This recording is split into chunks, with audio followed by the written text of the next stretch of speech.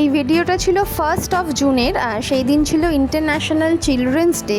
তো সেই উপলক্ষে আমাদের বিল্ডিংয়ের নিচে একটা ছোট্ট অনুষ্ঠানের আয়োজন করা হয়েছিল। ছোট ছোট অনেক বাচ্চারা সেই দিন সেখানে এসেছিল।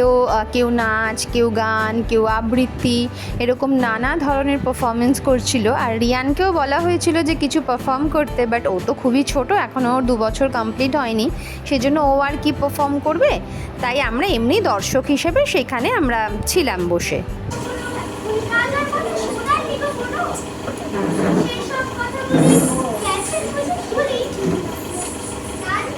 এই সুন্দর পারফরমেন্সগুলো দেখতে দেখতে রিয়ান আবার ওর বন্ধুকে পেয়ে গেছে, সেখানে ওর সাথে একটু খেলা করে নিল। আর দেখো, অপ্রত্যাশিতভাবে রিয়ান কিন্তু একটা গিফটও পেয়েছে, যেটা আমরা একেবারেই এক্সপেক্ট করিনি। আর ও তো ভীষণ খুশি হয়ে গেছে।